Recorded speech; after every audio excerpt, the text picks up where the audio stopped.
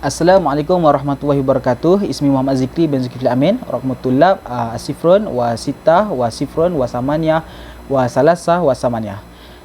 Alhamdulillah wa bihi nasta'in wa salatu wassalamu ala Rasulillahil karim wa ala alihi wa sahbihi ajma'in. Rabbana syrah lana sudurana wa yassir lana umurana wahlul 'uqdatam min alsinatina yafqahu aqwalana. Baiklah, hari ini saya dan juga beberapa rakan saya akan membincangkan satu tajuk ijaz ataupun lebih khususnya pembahagian ijaz, aqsamul ijaz. Jadi tanpa buang masa kita teruskan kepada perbahasannya. Okey, ijaz ni kita fahami sebagai satu kaedah yang kita gunakan, iaitu kita menggunakan ayat yang ringkas untuk memberi maksud yang lebih luas. Dan biasanya ayat ni akan ditemukan dalam ayat-ayat Al-Quran lah. Jadi akan bernampak banyak contoh yang kita bagi berdasarkan ayat Al-Quran. Jadi ijaz ni terbagi kepada dua, macam kita boleh tengok kat slide, iaitu ijaz qasar dan juga ijaz hazaf. Okey, ijaz qasar ni adalah kita menggunakan kalimah yang lebih ringkas, lebih padat dan juga mudah untuk menerangkan satu maksud yang lebih luas tanpa kita membuang apa-apa perkataan. Okey, berbeza dengan ijaz hazaf, iaitu ijaz hazaf tu kita menggunakan perkataan ringkas untuk menjelaskan satu maksud yang lebih luas, tapi kita menghazafkan beberapa perkataan ataupun kalimah tertentu. Okey, untuk ijaz qasar kita ada sediakan dua ayat Al-Quran. Yang pertama kita ambil daripada surah Al-A'raf ayat 199. Mafhum dia, terimalah apa yang mudah engkau lakukan dan suruhlah dengan perkara yang baik, serta berpalinglah, yakni jangan dihiraukan dengan orang yang jahil, yakni degil dengan kejahilannya. Okey, ayat kat sini kita nampak ringkas, satu baris je, tapi sebenarnya beri maksud yang luas. Iaitu yang pertama, disuruh untuk kita apa dia? Akhazul afwa, iaitu kita ambil yang mudah. Iaitu bila kita terlibat dalam situasi yang sukar, kita ambil mana yang simple, mana yang bermudah, dan kita berlapang dada, maka kat situ urusan akan jadi lebih mudah. Kemudian disuruh juga untuk melakukan kebaikan, dalam erti kata kita melakukan kebaikan dan kita menjauhi kemungkaran. Dan juga bukan untuk diri kita saja, kita juga mengajak dan juga mencegah kemungkaran. Dan seterusnya adalah seorang rasul tu dia perlulah menjauhi sifat-sifat yang boleh merosakkan agamanya dan juga menjatuhkan maruahnya. Maka kita tengok satu ayat yang ringkas tapi memberi maksud yang sebenarnya saya cakap je pun dah panjang lebar. Kemudian ada ayat daripada surah Al-Baqarah ayat 179. Ini adalah Allah mengatakan bahawa tu mafhum dia, dan pada kisah itu ada jaminan kehidupan. Yang memberi maksud, Allah menjelaskan ketika mana kalau manusia ini mengetahui pasal kisos, ketika mana seorang itu bunuh maka dia akan dibunuh, maka mereka akan lebih berhati-hati. Mereka akan berhati-hati dalam sesuatu perkara yang boleh membuatkan mereka membunuh tanpa sengaja, membunuh dengan sengaja, atau mencederakan, sehingga akhirnya mereka akan dibalas dengan hukuman yang setimpal. Maka kat sini manusia akan merasa aman dengan hukuman Allah, yang mana kita tahu yang diri kita ini sentiasa dipelihara oleh agama. Kemudian ada juga untuk ijaz qasar ini kita ambil daripada hadis Nabi, iaitu yang pertama dikatakan ad-dha'ifu amiru rakbi, iaitu Nabi Muhammad SAW bersabda, mafhum dia, yang lemah mengetuai rombongan. Kenapa yang lemah? Sebab yang lemah ini dia lazimnya berlemah lembut dengan urusan manusia. Maka tak adalah kalau kita melantik orang yang sangat tegas dalam rombongan kita, kita dah sukar dalam perjalanan, bertambah sukar bila mana dia tegas, rusuh tidak diambil, lebih mendahului keutamaan beribadah secara sempurna ataupun perkara-perkara sebagainya, sehingga menyebabkan kita rasa rombongan kita ni jadi lebih berat, yang sepatutnya ringan tapi menjadi lebih berat. Kemudian ada juga ketika mana seorang sahabat meminta Rasulullah untuk berwasiat kepadanya. Kemudian Rasulullah bersabda, qul amantu billahi tsumastaqim, iaitu katakanlah aku beriman dengan Allah, kemudian beristiqamah. Kat sini bukan kita tengok cuma ada 5 kalimah je, tapi sangat-sangat pendek, tapi sebenarnya membawa maksud yang lebih luas. Yang pertama iaitu kita ni beriman dengan Allah dengan cara apa? Dengan kita mempercayai asas-asas keislaman itu. kita ada rukun Islam, kita ada rukun iman dan sebagainya.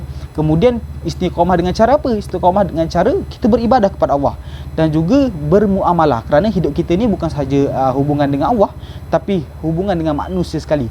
Tapi mestilah perkara-perkara ibadah dan juga muamalah itu berlandaskan dengan syariat Allah Subhanahu Wa Taala. Dapat kemudian kita ada juga kata-kata pujangga. Kata-kata pujangga untuk ijaz qasar ni, iaitu yang pertama tu dikatakan bahawa manusia itu sering tidur. Mafhum dia, manusia itu tidur sehinggalah dia dibangkitkan oleh ajal. Nampak? Ringkas je, tapi sebenarnya dibawa maksud yang luas, iaitu dia kata manusia ni tidur, iaitu manusia ni sering leka. Dia tak cakap yang manusia leka, manusia lalai, manusia sering ternoda dengan nikmat dunia, tapi dia cuma cakap perkataan tidur je, tapi melambangkan manusia yang sering leka, sehinggalah bila mana mereka mati, mereka dihadapkan kepada Allah, baru mereka sedar yang mereka ni telah lalai dan sangat-sangat menyesallah mereka pada hari itu, sehingga ada yang meminta untuk dikembalikan ke dunia untuk sekurangnya beribadah walaupun sekecil amalan. Kemudian ada juga kata, iaitu manusia yang paling berakal adalah mereka yang mudah memaafkan manusia. Kerana apa? Sebab manusia yang berakal ni lah yang bijak melihat masa depan, kerana dia tahu bahawa kalau kita sentiasa bergaduh, maka dia akan menyebabkan terputusnya silaturahim. Bahkan bukan sahaja silaturahim ataupun ukhuwah Islamiah antara kita dan juga orang yang kita bergaduh, tapi juga dengan sahabat-sahabat dia, dengan rakan-rakan dia, sehingga menyebabkan masalah yang kecil akhirnya jadi besar. Kemudian kita ada juga ijaz hazfin, iaitu lawan kepada ijaz qasar, iaitu kita menggunakan ayat ringkas untuk memberikan maksud yang lebih luas, tapi dengan cara apa? Dengan cara kita buang kalimah. Dan kat sini saya akan bentangkan jenis dia. Okay? Jenis dia ada harfun, ada mufrad, ada jumlah dan juga jumal. Ada 4. Tapi saya cuma akan jelaskan satu saja, iaitu harfun. Okay, yang iaitu ijaz harfun ni untuk harfun dia terbagi pada dua, iaitu harfun mabni dan juga harfun ma'ni. Okey, untuk harfun mabni ni apa dia? Kita menggugurkan dia punya pola kata, dia punya kalimah dia. Tengok contoh dia, mafhum dia, ayat surah Maryam ayat 20 ni bermaksud Maryam bertanya, yakni dengan cemas, bagaimanakah aku beroleh seorang anak lelaki padahal aku tidak pernah disentuh oleh seorang lelaki pun, dan aku pula bukan perempuan yang jahat. Kalau kat sini kita tengok ada perkataan lam aku. Okay, lam aku yang mana sebenarnya perkataan asal dia walam akun. Jadi kat sini konsep dia adalah mempermudahkan sebutan, iaitu daripada perkataan lam akun kita nak sebut jadi bagia tu jadi susah daripada mengikut lidah orang Arab. Jadi kita letakkan perkataan aku sahaja. Lam aku bagia.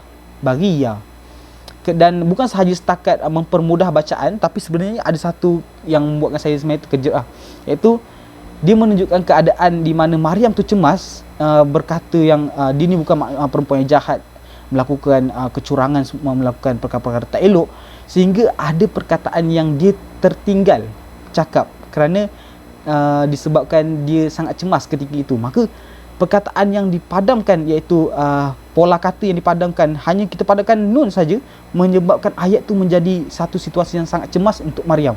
Sangat hebat ayat dia. Dan kemudian ada hazaf ma'ani, iaitu hazaf harfun ma'ani, yang mana kita padamkan daripada segi maksud dia. Satu ayat daripada surah Yusuf ayat 29, yang mana dia menghazafkan kalimah ya, iaitu wahai. Ia menunjukkan bukan sahaja kalimah itu sekadar untuk mempermudah bacaan ataupun sebutan, tapi sebenarnya dia menunjukkan keadaan juga. Macam mana dia menunjukkan keadaan? Ketika mana ya ini dibuang, dia menunjukkan betapa rapatnya pembesar dengan Nabi Yusuf ketika itu. Dan juga dia menunjukkan bagaimana si pembesar ni, okay, seorang pembesar ini dalam keadaan cemas, dalam keadaan risau, dalam keadaan gusar ketika cuba untuk memperjelaskan bahawa Yusuf tidak bersalah, mencari bukti-bukti bahawa isterinya bersalah. Jadi keadaan yang sangat genting itu menyebabkan tiada perkataan ya, iaitu perkataan formal, wahai Yusuf. Sebaliknya hanya perkataan Yusuf. Maka itu saja sekadar daripada perkongsian daripada saya. InsyaAllah kalau nak lagi ada perkongsian daripada sahabat-sahabat saya yang lain. Jadi kalau nak untuk melihat kesinambungan, pastikan korang tengok videonya sampai akhir. InsyaAllah semoga bermanfaat. Assalamualaikum warahmatullahi wabarakatuh. Bismillahirrahmanirrahim. Assalamualaikum warahmatullahi ta'ala wabarakatuh. Ismi Muhammad Ammar Akmal bin Ismail. Raqmu tulab 060 Thamaniyah Sab'ah Thamaniyah. Tayyib. Jadi pembahagian yang seterusnya ialah untuk mufrad. Untuk hazaf mufrad ialah yang ketiganya hazaf fa'il. Contohnya, wallahu yad'u ila daris salami wa yahdi man yasha'u ila siratin mustaqim, yang bermaksud Allah menyeru manusia ke Darussalam, yakni syurga, dan menunjukkan orang yang dikehendakinya kepada jalan yang lurus, yakni Islam. Jadi perkataan yang dihazafkan di sini ialah perkataan manusia secara umum, kerana dakwah kepada syurga merupakan dakwah yang umum kepada semua manusia tanpa dikhususkan kepada sebahagian manusia sahaja. Baik, yang seterusnya pula ialah yang keempat, iaitu hazaf maf'ul. Contohnya, innal ladzina takhudul ijla, yang bermaksud sesungguhnya orang yang menjadikan anak lembu sebagai sembahannya. Jadi perkataan yang ataupun kalimah yang digugurkan ataupun dihazaf di sini ialah kalimah ilahan, yang mana sepatutnya diletakkan selepas daripada kalimah ijla, yang mana merupakan maf'ul kepada ittakhudhu. Baik, yang seterusnya pula ialah hazaf huruf ma'ani, ka qauluhu ta'ala, qalu tallahi tafta'u, surah Yusuf ayat 85, yang bermaksud mereka berkata, demi Allah kamu sentiasa mengingati Yusuf.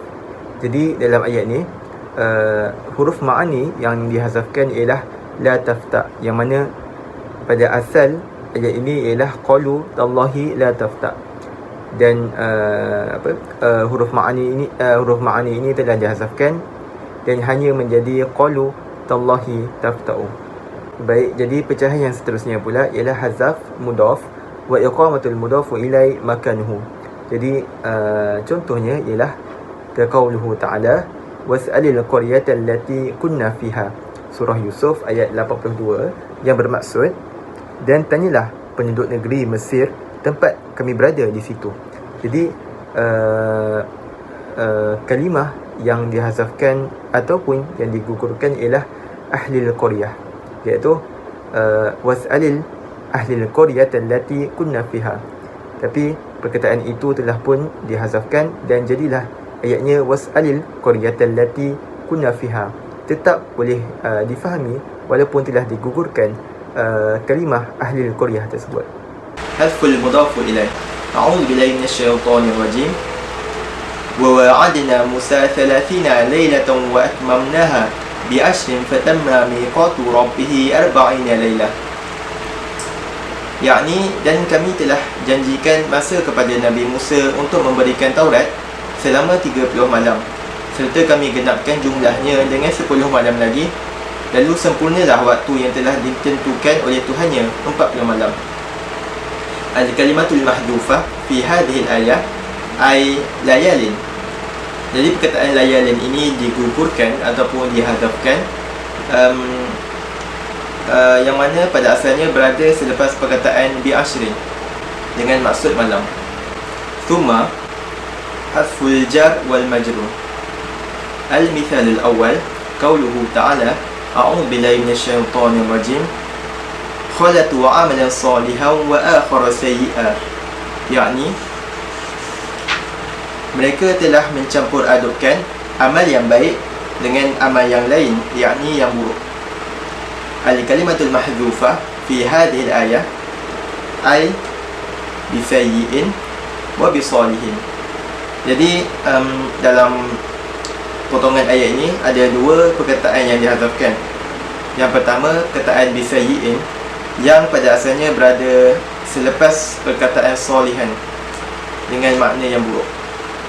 Manakala perkataan yang kedua ialah bisalihin, yang mana pada asalnya berada selepas perkataan sayyi'an dengan makna yang baik. Al-mithal tsani qauluhu ta'ala a'udzu billahi minasyaitonir rajim wa la dzikrullahi akbar. Yakni, dan sesungguhnya mengingati Allah adalah lebih besar faedahnya dan kesannya. Al-kalimatul mahdhufah fi hadhihi al-ayah ay min kulli syai'. yang mana berada selepas kalimah akbar dalam ayat Quran, yang membawa maksud daripada yang lain.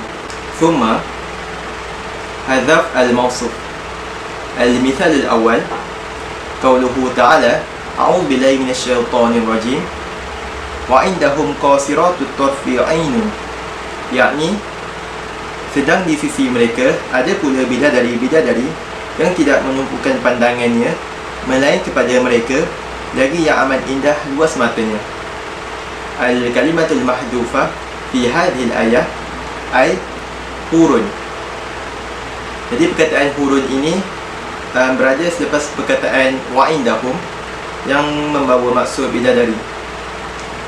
Al-mithalu tsani qawluhu ta'ala a'udzu billahi minasyaitonir rajim wa man taba wa 'amila shalihan, yakni dan sesiapa yang bertaubat serta beramal soleh. Al-kalimatul mahdhufah fi hadhihi al-ayah ay amalan, yang mana perkataan amalan ini berada selepas kata kerja amila yang membawa makna amalan. Thumma hadaf as-sifat fi sabilil misal qawluhu ta'ala a'udzu billahi minasyaitonir rajim alladzi at'amahum min ju'in wa amanahum min khauf, yakni Tuhan yang memberi mereka penghidupan, menyelamatkan mereka dari kelaparan dan mengamankan mereka dari ketakutan. Al-kalimatul mahdhufah fi hadhihi al-ayah ay syadidin ba'da kalimah ju'in wal 'azim ba'da kalimah khaufin. Jadi kalimah syadidin yang dihazafkan berada selepas perkataan ju'in dalam ayat Quran, dan kalimah azim yang dihazafkan berada selepas perkataan khaufin dalam ayat Quran yang membawa maksud teramat sangat. Thumma hazaf syarat. Famathalan qawluhu ta'ala a'udzu billahi minasyaitonir rajim qul li ibadiyalladzina amanu yuqimus shalah, yakni katakanlah Muhammad kepada hamba-hambaku yang telah beriman, hendaklah mereka mendirikan solat. Al-kalimatul mahdhufah fi hadhihi al-ayah ay in qulta lahum uqima yuqimu. Jadi kat sini perkataan ataupun kalimah syarat yang dihazafkan ialah uqima, yang berada sebelum yuqimu dalam potongan ayat di atas, yang membawa maksud suruhan kepada mereka untuk mendirikan, maka mereka akan mendirikan solat. Thumma hazaf jawabu syarti ala sabilil misal qawluhu ta'ala a'udzu billahi minasyaitonir rajim qul ara'aytum in kana min 'indillahi wa kafartum bihi, yakni katakanlah, terangkanlah kepadaku bagaimana pendapatmu jika sebenarnya Al-Quran itu datang daripada Allah dan kamu mengingkarinya. Al-kalimatul mahdhufah fi hadhihi al-ayah ay alastum zalimin. Jadi jika diteliti betul-betul maksud bagi potongan ayat Al-Quran di atas ini, tiada sambungan ataupun dibuang jawab syarat itu, iaitu perkataan ataupun kalimah alastum zalimin ini merupakan jawab syarat bagi kalimah ataupun potongan ayat Quran di atas yang membawa maksud adakah kamu tidak adil.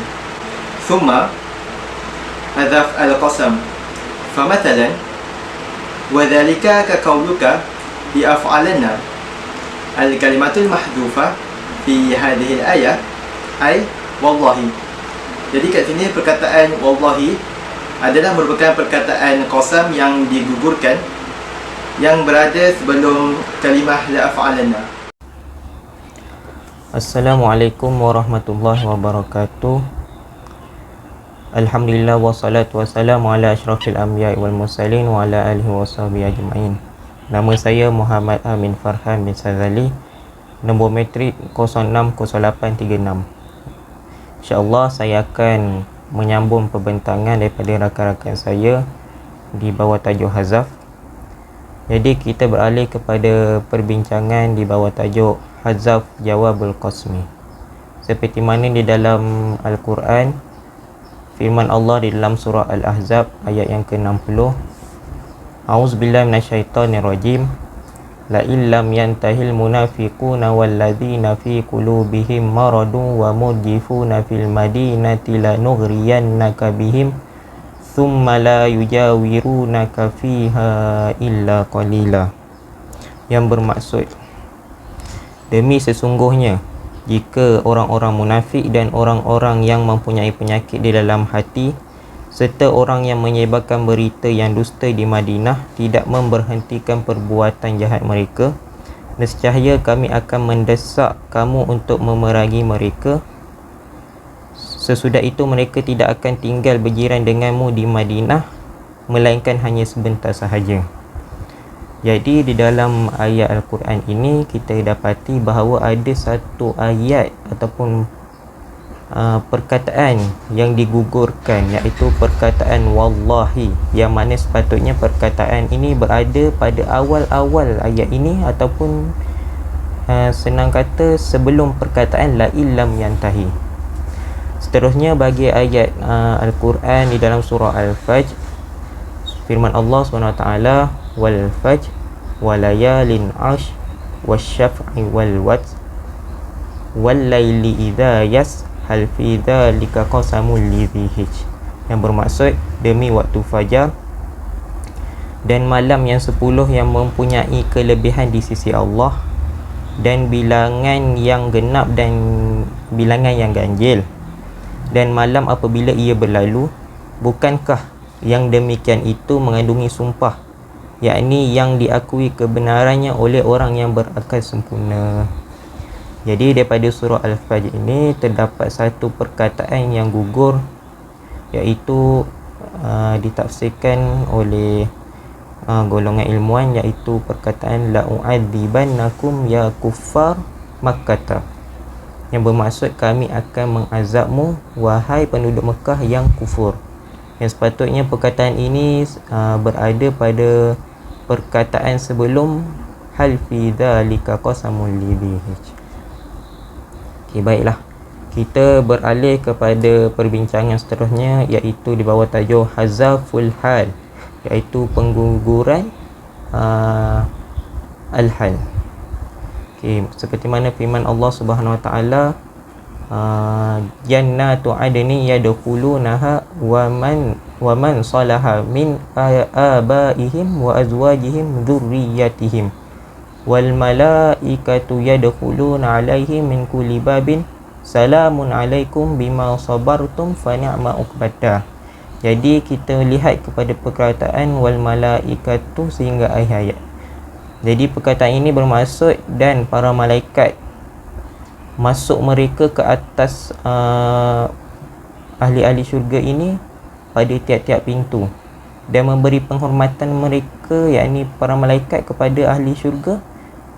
Salam sejahtera ke atas kamu di atas apa perkara yang telah kamu sabar ke atasnya, maka inilah sebaik-baik ganjaran di dunia.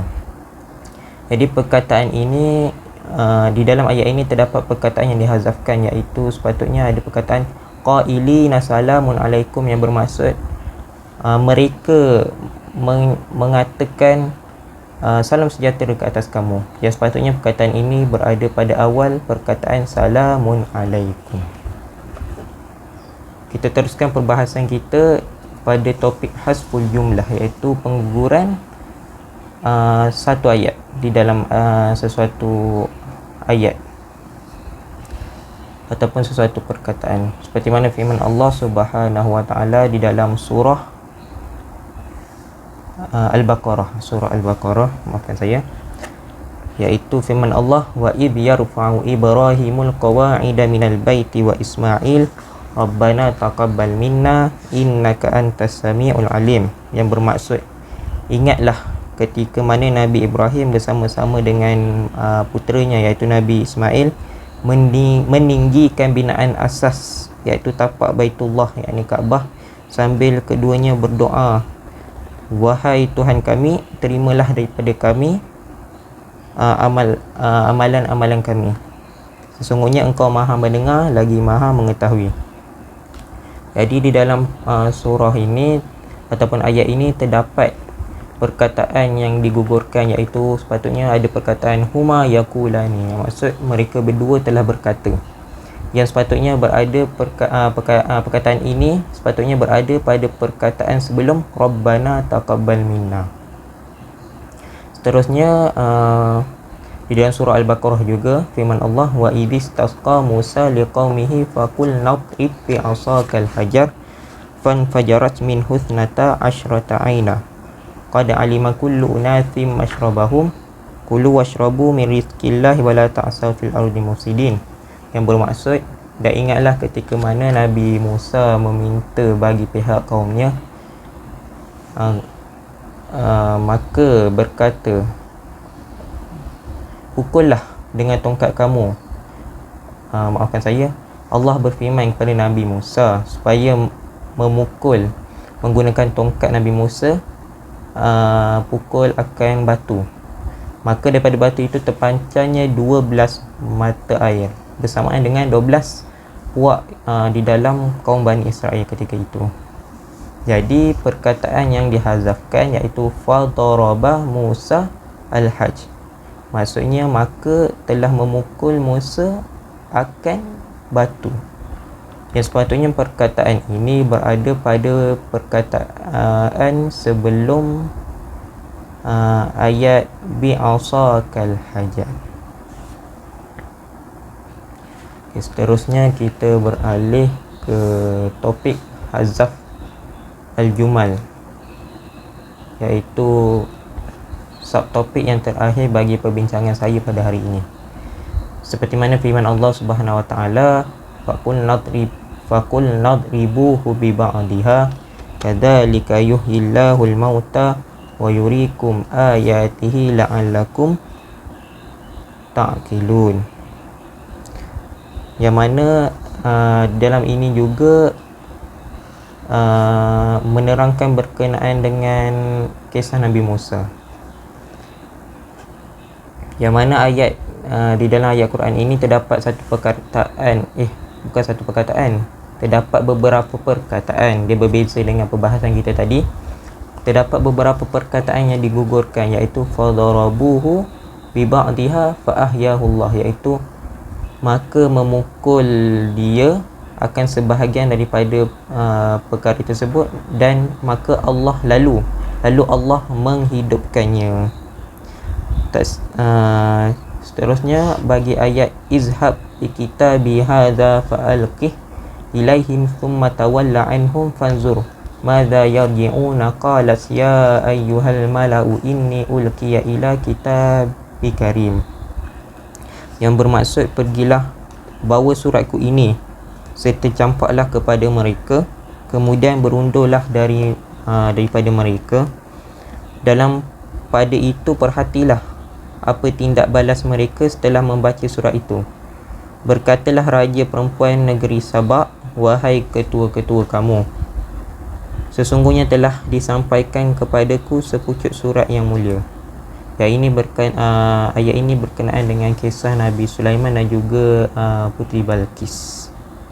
Jadi terdapat beberapa ayat yang dihazafkan, iaitu perkataan fadhahabal hudhud fa'alqal kitaba fa'altaqatahu, yang bermaksud maka telah pergi burung hudhud, maka telah mencampakkan ataupun mengirimkan surat itu. Jadi perkataan ini sepatutnya berada di awal perkataan sebelum ayat qalat ya ayyuhal mala'u inni ulqiya ila kitabun karim. Jadi setakat itu saja pembentangan saya pada hari ini.